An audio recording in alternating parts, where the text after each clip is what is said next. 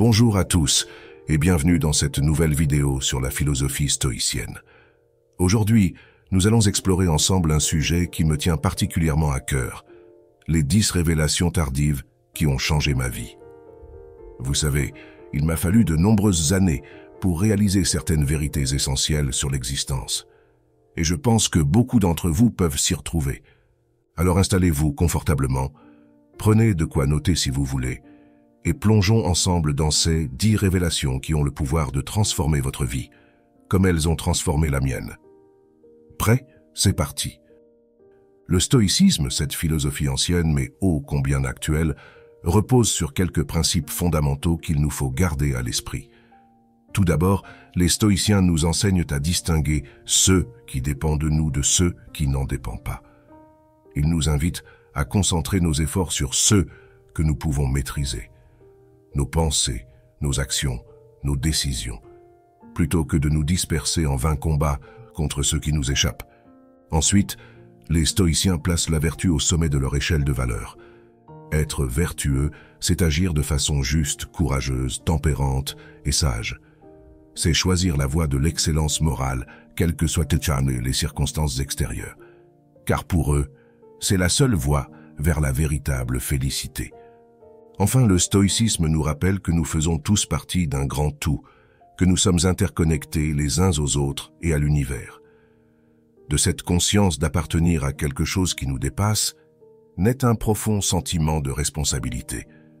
Nous avons le devoir d'œuvrer au bien commun, de tendrement la main à notre prochain. Vous l'aurez compris, le stoïcisme est une philosophie exigeante, mais profondément humaniste et bienveillante. Une boussole précieuse pour naviguer dans les eaux tumultueuses de l'existence. Et c'est justement parce que j'ai éprouvé dans ma chair la puissance transformatrice de ces principes que j'ai voulu partager avec vous ces 10 révélations qui ont changé ma vie. Car je suis convaincu qu'elles peuvent aussi changer la vôtre. Vous savez, pendant longtemps, j'ai avancé dans la vie sans trop me poser de questions. Je courais après des chimères, des succès superficiels, l'approbation des autres. Je pensais que le bonheur se trouvait à l'extérieur de moi, dans l'accumulation de biens matériels, de conquêtes, de likes sur les réseaux sociaux, jusqu'au jour où le sol s'est dérobé sous mes pieds. Un drame personnel m'a ouvert les yeux. J'ai compris que je faisais fausse route depuis le début, que je passais à côté de l'essentiel. Cette prise de conscience a été le point de départ d'une longue quête intérieure, d'un cheminement à la fois douloureux et libérateur. C'est là que j'ai découvert le stoïcisme. Cette sagesse millénaire m'a offert des clés inestimables pour donner un sens à mon existence, pour devenir acteur de ma vie plutôt que spectateur passif. Au fil des années et des épreuves, j'ai intégré souvent à la dure ces 10 révélations que je m'apprête à partager avec vous. Alors si vous aussi, vous aspirez à une vie plus sereine, plus juste, plus vertueuse, je vous invite à tendre l'oreille. Car ce que j'ai appris sur le tard, après maintes errances et désillusions, vous pouvez le découvrir dès aujourd'hui. Et croyez-moi, cela fera toute la différence. Mais ne vous inquiétez pas, je ne vais pas non plus vous assommer avec de grandes théories fumeuses. Mon objectif, c'est de vous donner des outils concrets, des exercices simples à mettre en place dans votre quotidien. Parce que le stoïcisme, ce n'est pas juste une affaire de mots, c'est une affaire d'actes. Alors êtes-vous prêt à plonger avec moi dans ce grand bain de sagesse, à remettre en question certaines de vos croyances les plus ancrées, à bousculer votre vision du monde pour embrasser celle des stoïciens? Alors accrochez vos ceintures, parce que ça va secouer. Révélation 1. Nous ne contrôlons pas les événements extérieurs. Nous y voilà. La première révélation qui a bouleversé ma vie, et croyez-moi, elle risque de faire l'effet d'une bombe dans la vôtre aussi. Mais c'est une bombe salutaire, qui fait voler en éclats nos illusions pour nous confronter à la réalité brute. Alors écoutez bien cette citation d'Épictète, l'un des plus grands philosophes stoïciens. Il y a des choses qui dépendent de nous, d'autres non. 12 mots, 12 petits mots qui ont le pouvoir de changer radicalement notre rapport au monde. Parce que, soyons honnêtes, combien de fois nous sommes-nous énervés pour un train en retard, un bouchon sur la route, un client mécontent? Combien de nuits blanches avons-nous passé à ressasser une dispute avec un proche, une remarque blessante d'un collègue, un échec professionnel? Pourtant, qu'on le veuille ou non, tous ces événements sont hors de notre contrôle. Nous n'avons pas le pouvoir de faire arriver le train à l'heure, de faire disparaître les autres voitures sur la route, de contrôler les réactions de nos clients, de nos proches ou de nos collègues. Bien sûr, nous pouvons agir sur certains paramètres, prendre de la marge quand on a un rendez-vous important, choisir un itinéraire moins fréquenté, soigner la qualité de notre travail ou de nos relations. Mais au final, il y aura toujours une part d'imprévisible, d'incontrôlable. Et c'est là que les choses deviennent intéressantes. Parce que si nous ne pouvons pas contrôler ces événements extérieurs, nous pouvons en revanche contrôler notre réaction face à eux. C'est là que réside notre véritable liberté. Notre véritable pouvoir. Prenez ce contrôleur aérien qui m'a raconté son histoire lors d'une conférence. Chaque jour, il doit gérer des dizaines d'avions, des milliers de vies dans un balai aérien d'une complexité vertigineuse. Chaque jour, il est confronté à des imprévus, des incidents techniques, des changements météo de dernière minute. Pourtant, il reste calme, concentré, maître de lui-même. Pourquoi? Parce qu'il a compris que s'énerver, paniquer, perdre son sang-froid ne ferait qu'aggraver les choses. Que la seule chose qu'il contrôle vraiment, c'est sa capacité à prendre les meilleures décisions possibles en fonction des circonstances. Et c'est ça la clé. Accepter humblement ce qui est hors de notre contrôle. Mais se battre avec la dernière énergie pour ce qui en dépend. Nos pensées, nos actions, nos décisions. C'est un changement de perspective radical qui demande de l'entraînement, de la discipline, mais qui peut littéralement transformer notre vie, nous rendre plus sereins, plus résilients, plus libres. Alors la prochaine fois que vous serez pris dans les embouteillages, que votre train aura du retard, que votre enfant vous fera une crise, rappelez-vous cette distinction fondamentale, ce qui dépend de vous, ce qui n'en dépend pas. Et concentrez vos efforts sur la seule chose que vous maîtrisez vraiment, votre façon de répondre à ces événements, avec calme, avec détermination, avec sagesse, comme ce contrôleur aérien qui, dans le tumulte d'une tour de contrôle, reste le capitaine serein de son esprit. C'est ça la voie du stoïcien. C'est ça, la voie vers la liberté intérieure. Et croyez-moi, quand vous commencerez à la goûter, vous ne pourrez plus vous en passer. Mais attendez, ce n'est que la première révélation. Imaginez ce qui vous attend avec les 9 autres. Justement, nous parlerons dans la prochaine partie d'une autre illusion tenace qui nous empêche d'être heureux. L'illusion que le bonheur se trouve à l'extérieur de nous, dans la richesse matérielle, la réussite sociale, la reconnaissance des autres. Vous pensez que c'est ça le bonheur? Alors préparez-vous à être secoué, car les stoïciens ont une vision très différente et très puissante de ce qu'est la véritable félicité. Une vision qui pourrait bien changer votre vie, comme elle a changé la mienne. Alors la question que je vous pose aujourd'hui, et qui sera le fil rouge de cette première révélation, c'est celle-ci. Sur quoi avez-vous réellement le contrôle dans votre vie? Et comment pouvez-vous l'utiliser pour naviguer sereinement dans ce vaste océan d'incertitude qu'est notre existence? Vous voulez connaître la réponse? Alors rendez-vous dans la deuxième partie de cette vidéo, où nous explorerons ensemble cette question cruciale et les enseignements inestimables que les stoïciens ont à nous offrir. Croyez-moi, ça risque de changer radicalement votre façon de voir les choses. À tout de suite pour la suite de notre exploration stoïcienne. Révélation 2. Le bonheur vient de l'intérieur. Nous y voilà, la deuxième révélation qui a changé ma vie. Et qui va peut-être bouleverser la vôtre aussi. Parce qu'elle s'attaque à une idée reçue tenace, martelée par la société de consommation. L'idée que le bonheur se trouve à l'extérieur de nous. Dans l'accumulation de biens matériels, de succès, de likes sur les réseaux sociaux. Pourtant, écoutez ce que nous dit Marc Aurèle, l'empereur philosophe. Nulle part l'homme ne peut trouver de retraite plus paisible et moins troublée que dans son âme.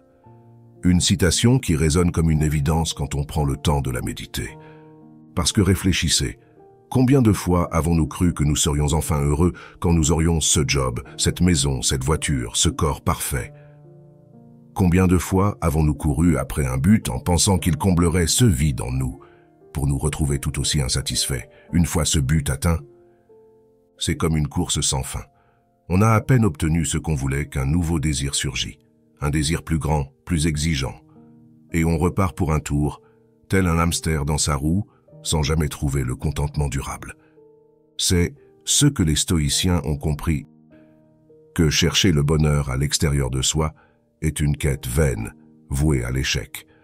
parce que les choses extérieures sont par nature instables, éphémères, hors de notre contrôle. Alors, où trouver le vrai bonheur?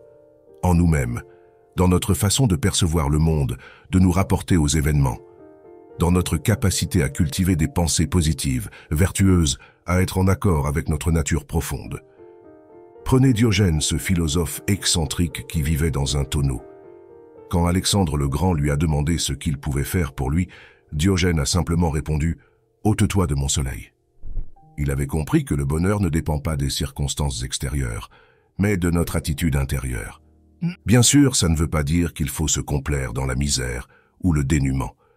Les stoïciens ne sont pas des ascètes. Ils nous invitent simplement à ne pas faire dépendre notre bonheur de ceux que nous possédons ou de ce que les autres pensent de nous. Facile à dire, moins facile à faire, je vous l'accorde, parce que nous sommes tellement conditionnés à chercher la satisfaction à l'extérieur de nous, dans la consommation, la comparaison, la compétition. Mais c'est un muscle qui se travaille, jour après jour, situation après situation, en apprenant à diriger notre attention vers l'intérieur plutôt que vers l'extérieur, en cultivant la gratitude pour ceux que nous avons plutôt que la frustration pour ceux qui nous manquent, en choisissant des pensées qui élèvent notre âme plutôt que des pensées qui la tourmentent. C'est un chemin exigeant, parfois inconfortable, parce qu'il nous confronte à nous-mêmes, à nos peurs, à nos failles. Mais c'est aussi un chemin profondément libérateur, qui nous rend de plus en plus indépendants des aléas de la vie, des opinions volatiles des autres. Alors par quoi commencer? Par un petit exercice tout simple que vous pouvez faire dès maintenant. Fermez les yeux, respirez profondément et visualisez un moment de votre vie où vous vous êtes senti profondément serein, aligné, vivant. Un moment où le bonheur émanait de l'intérieur, indépendamment des circonstances extérieures. Connectez-vous à ce sentiment, imprégnez-vous-en et demandez-vous, que me manquait-il à ce moment précis? De quoi d'autre avais-je besoin pour être heureux? Laissez venir la réponse. Voilà, vous venez d'avoir un aperçu de ce que les stoïciens appellent la retraite en soi-même, de cette paix intérieure qu'on peut trouver en tout temps, en tout lieu, quelles que soient les tempêtes extérieures. C'est ça, la clé d'un bonheur authentique et durable. Non pas courir après des chimères, mais cultiver en soi les graines de la sérénité, de la joie, de l'émerveillement. En prenant soin chaque jour de son jardin intérieur, pensée après pensée, action après action. Et vous savez quoi? Plus vous cultiverez ces graines, plus elles s'enracineront en vous, jusqu'à devenir une seconde nature, un réflexe de l'âme. C'est comme ça qu'on devient un roc solide et serein au milieu des tempêtes de l'existence. Mais est-ce suffisant pour atteindre la sagesse? Les stoïciens nous disent que non. Parce qu'il ne suffit pas de maîtriser son intérieur, il faut aussi agir sur l'extérieur. Non pas en essayant de le contrôler, mais en travaillant sur ce « qui est en notre pouvoir, nos actions, nos décisions. Et c'est justement ce que nous allons explorer dans la troisième révélation, comment nos pensées façonnent notre réalité. Et surtout, comment les choisir de façon à incarner les valeurs stoïciennes d'excellence morale, de courage, de justice. Ça vous intrigue? Moi aussi, au début, j'avais du mal à saisir ce lien entre pensée et action, entre intérieur et extérieur. Mais croyez-moi, une fois qu'on l'a compris, on ne voit plus la vie de la même façon. Alors rendez-vous dans la troisième partie pour plonger au cœur de cette révélation puissante. Et en attendant, n'oubliez pas, le bonheur est en vous. Il n'attend que votre attention pour se déployer et illuminer votre vie. Révélation 3. Nos pensées façonnent notre réalité. Vous êtes de retour, prêts à explorer la troisième révélation stoïcienne? Parfait, parce que celle-ci est une véritable bombe. Elle a le pouvoir de changer radicalement votre façon de voir le monde, et surtout d'agir sur lui. Mais avant de vous la dévoiler, laissez-moi vous raconter une petite anecdote personnelle. Il y a quelques années, j'ai postulé pour un job que je voulais vraiment. J'ai passé l'entretien, et j'étais persuadé de l'avoir réussi. Pourtant, quand j'ai reçu la réponse, c'était un non. Sur le coup, j'étais dévasté. Je me suis dit, je ne suis pas assez bon. Je n'y arriverai jamais. C'était ma seule chance. Bref, j'étais parti dans une spirale de pensée négative qui a complètement assombri ma journée, ma semaine. Mais avec le recul, je me suis rendu compte d'une chose. Ce n'était pas le refus en lui-même qui m'avait fait souffrir. C'était ma façon de l'interpréter, les pensées que j'avais laissées s'installer dans mon esprit. Et c'est là que j'ai compris cette troisième révélation stoïcienne. Nos pensées façonnent notre réalité. Ou plus exactement, notre perception de la réalité. Parce que les événements en eux-mêmes sont neutres. C'est le sens qu'on leur donne qui crée nos émotions, nos réactions. C'est une idée puissante quand on y réfléchit. Parce que ça veut dire qu'on a le pouvoir de choisir comment on vit les choses. Pas en niant la réalité, mais en la regardant sous un autre angle, en choisissant des pensées plus constructives, plus utiles. Prenez mon exemple du refus. Au lieu de me lamenter et de me dévaloriser, j'aurais pu me dire « Ok, ce n'était pas le bon poste pour moi. Qu'est-ce que je peux apprendre de cette expérience pour mieux réussir la prochaine fois ?» Voyez la différence. C'est le même événement, mais la façon de le vivre est totalement différente. C'est ce que les stoïciens nous invitent à faire. Choisir des pensées alignées avec nos valeurs qui nous poussent à l'action plutôt qu'à la passivité, à la solution plutôt qu'à la plainte. Des pensées qui nous rendent plus forts, plus sages, plus résilients. Bien sûr, c'est un entraînement quotidien. Nos pensées ont une force d'inertie, elles suivent des schémas souvent inconscients. Mais avec de la pratique, on peut apprendre à les observer, à les questionner, à les réorienter. Et je vais vous donner un petit exercice pour commencer à muscler ce réflexe.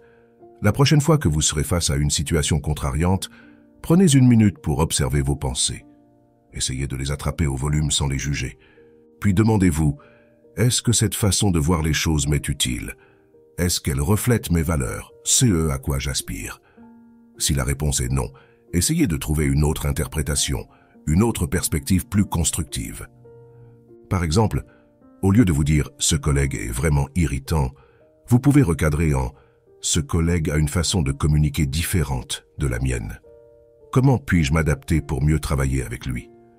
Au lieu de penser « je n'y arriverai jamais », optez pour « c'est un défi, mais j'ai les ressources pour l'affronter étape par étape ».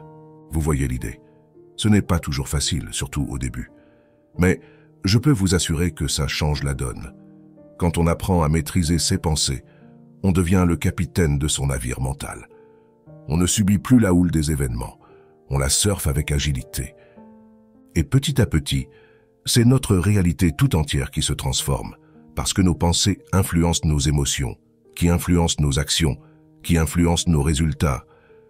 C'est un cercle vertueux qui nous propulse vers une vie plus sereine, plus alignée, plus épanouie. Mais attention, choisir ses pensées ne veut pas dire se voiler la face ou nier les problèmes. Les stoïciens sont des réalistes, pas des rêveurs. Ils nous invitent à voir la réalité telle qu'elle est, mais à focaliser notre énergie sur ce qu'on peut changer, plutôt que de la gaspiller en ruminations stériles. Et vous savez quoi? Cette sagesse millénaire trouve aujourd'hui des échos étonnants dans les neurosciences. Les chercheurs ont découvert que nos pensées créent littéralement des voies neuronales dans notre cerveau. Plus on pense d'une certaine façon, plus ces voies se renforcent, jusqu'à devenir des autoroutes de la pensée. C'est à la fois une bonne et une mauvaise nouvelle. Mauvaise, parce que ça veut dire que nos pensées négatives, si on les laisse s'ancrer, peuvent devenir de véritables pièges mentaux. Mais bonne, parce que ça prouve qu'on a le pouvoir de reprogrammer notre cerveau, de créer de nouvelles voies plus positives et plus utiles. C'est un travail de longue haleine, j'en conviens. Mais croyez-en, mon expérience, ça vaut vraiment le coup. Parce que quand on devient maître de ses pensées, on devient maître de sa vie.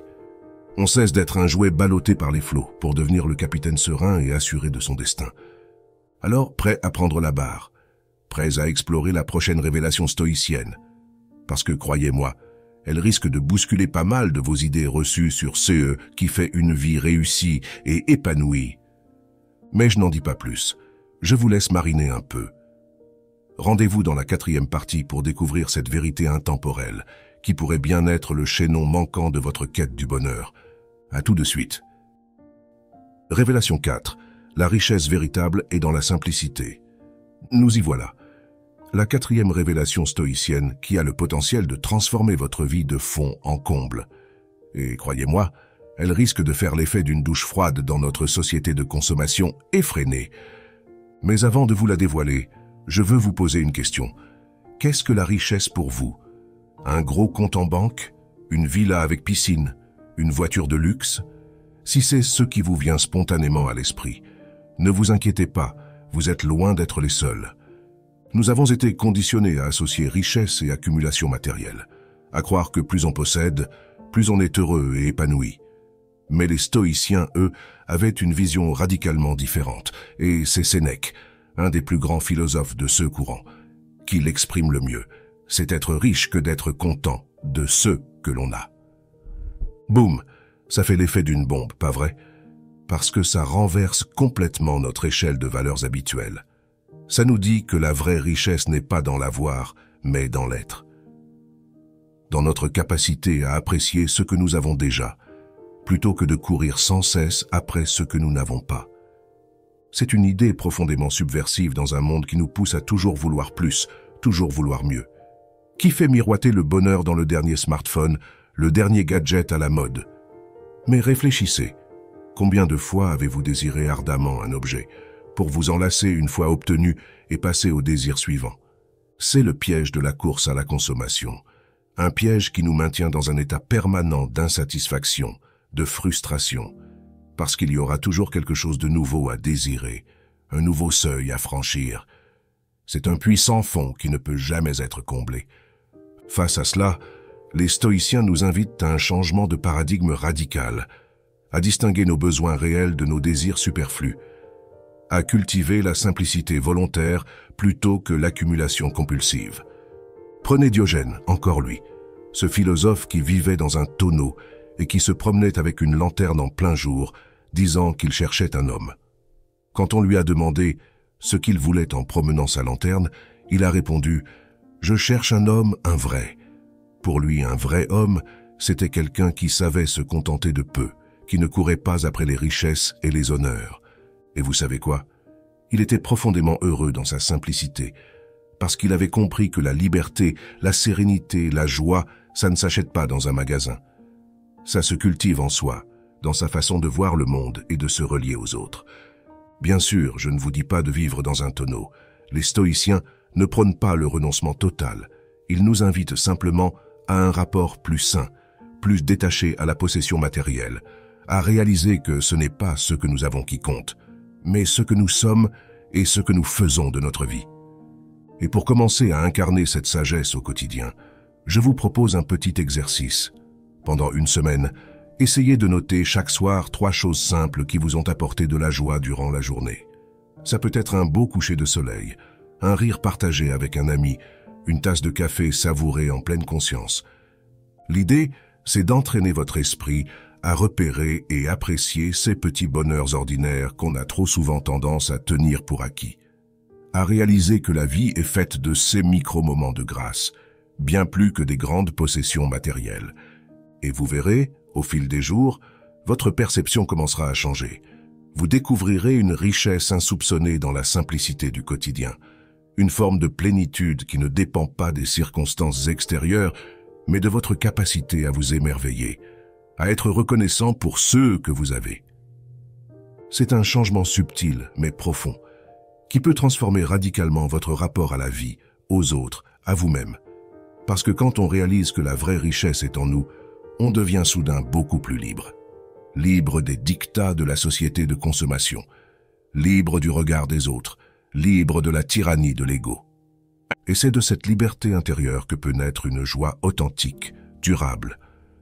Une joie qui n'est pas un feu de paille, mais une flamme stable qui nous guide et nous réchauffe dans les aléas de l'existence. Alors, prêt à embrasser cette simplicité révolutionnaire, prêt à explorer la richesse insoupçonnée de votre vie telle qu'elle est là, maintenant. Si c'est le cas, alors vous êtes mûr pour la prochaine révélation stoïcienne, une révélation qui va encore plus loin dans l'art de mener une vie bonne et heureuse, une révélation qui touche à notre rapport aux autres et au sens profond de notre existence. Rendez-vous dans la 5e partie pour découvrir ce secret ancestral qui pourrait bien être la clé d'une vie vraiment épanouie et signifiante. D'ici là, n'oubliez pas, la vraie richesse est à portée de main. Il suffit d'ouvrir les yeux et le cœur pour l'accueillir à chaque instant.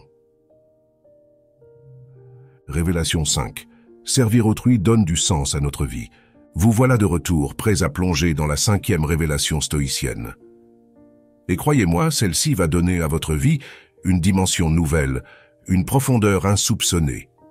Mais avant de vous la révéler, je veux vous emmener faire un petit voyage dans le temps. Imaginez, nous sommes dans la Rome antique, au 1er siècle après Jésus-Christ. Dans une villa somptueuse, un homme écrit à la lueur d'une chandelle. C'est Sénèque, le philosophe stoïcien que nous avons déjà rencontré. Et savez-vous ce qu'il écrit? Une lettre à son ami Lucilius, où il lui livre ce conseil. Il faut vivre pour autrui si l'on veut vivre pour soi-même. Une phrase qui résume à elle seule le cœur de cette 5e révélation. Servir autrui donne du sens à notre vie. C'est une idée centrale dans le stoïcisme. Pour ces philosophes, l'être humain n'est pas un îlot isolé, mais une partie d'un grand tout. Nous sommes intimement interconnectés, reliés les uns aux autres et à l'univers entier. Et c'est en prenant conscience de cette interdépendance, en agissant pour le bien commun, que nous trouvons notre juste place dans le monde. C'est un changement de perspective radical par rapport à l'individualisme ambiant de notre société. Nous sommes tellement habitués à penser en termes de « moi », mes besoins, mes désirs, mes ambitions. Mais les stoïciens nous invitent à élargir notre cercle de considération, à réaliser que notre épanouissement personnel passe par notre contribution à quelque chose de plus grand que nous. Prenez Marc Aurèle, l'empereur philosophe. Malgré son pouvoir immense, il se voyait avant tout comme un serviteur de l'État, dévoué au bien-être de son peuple. Chaque matin, il se répétait « Aujourd'hui, je vais rencontrer des gens mécontents, ingrats, insolents, fourbes, envieux, égoïstes. Toutes ces qualités proviennent de leur ignorance du bien et du mal. Mais moi, j'ai reconnu la nature du bien et sa noblesse, la nature du mal et sa mesquinerie, et aussi la nature de celui qui pêche, qui est mon parent, non par le sang ou la semence, mais par l'intelligence et la possession d'une parcelle du divin. Je ne peux donc ni être lésé par aucun d'entre eux, car aucun ne peut m'impliquer dans ce qui est dégradant, ni me fâcher contre mon parent, ni le haïr. Quelle sagesse, quelle grandeur d'âme dans ces mots. Marc Aurèle nous montre que servir autrui, c'est aussi une façon de travailler sur soi, de cultiver la patience, la compassion, l'humilité, de s'élever au-dessus des petitesses de l'ego pour embrasser une vision plus vaste, plus généreuse de l'existence. Mais attention, servir ne veut pas dire se sacrifier ou s'oublier. Les stoïciens ne sont pas des martyrs. Ils nous invitent à trouver un équilibre, une harmonie entre nos besoins propres et ceux de la communauté. À réaliser que c'est en contribuant au bien-être des autres que nous construisons aussi le nôtre. Et la bonne nouvelle, c'est que c'est à la portée de chacun d'entre nous. Où que nous soyons, quoi que nous fassions, servir, ça peut prendre 1001 formes. Ça peut être s'engager dans une association, mais aussi simplement offrir un sourire, une écoute attentive à quelqu'un qui traverse une passe difficile. C'est donner de notre temps, de notre énergie, de nos compétences pour rendre le monde un peu meilleur, un peu plus lumineux. Et vous savez quoi? La science moderne confirme ce que les stoïciens avaient intuitivement compris. De nombreuses études montrent que les personnes qui s'engagent régulièrement dans des actions altruistes, bénévoles, sont globalement plus heureuses, plus résilientes, en meilleure santé que les autres. Servir, c'est bon pour ceux qu'on aide, mais c'est aussi bon pour nous. Alors, prêt à expérimenter cette révélation dans votre quotidien? Voici un petit défi que je vous propose. Chaque jour de la semaine à venir, trouvez une façon, même toute petite, de servir quelqu'un autour de vous. Ça peut être aider un collègue débordé, appeler un parent isolé, faire un compliment sincère à un inconnu dans la rue. L'idée, c'est de commencer à cultiver cet esprit de service, cette attention à l'autre, de faire de la générosité une pratique quotidienne, une façon d'être au monde. Et je peux vous garantir que si vous relevez ce défi, vous commencerez à sentir un changement subtil mais profond, comme un élargissement de votre sphère d'existence, une sensation renouvelée de connexion et de sens. Parce que c'est ça finalement, la clé d'une vie épanouie selon les stoïciens.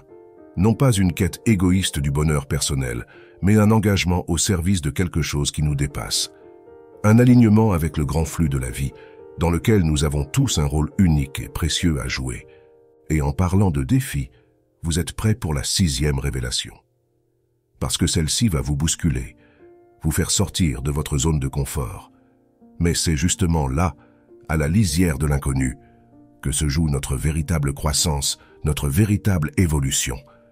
Rendez-vous dans la prochaine vidéo pour découvrir cette révélation audacieuse qui pourrait bien transformer votre rapport aux obstacles et aux difficultés de la vie. D'ici là, n'oubliez pas, chaque jour est une occasion de servir, d'apporter votre pierre à l'édifice de l'humanité. Alors, saisissez-la avec joie, avec générosité, avec un cœur ouvert. C'est là que réside le vrai sens de l'existence.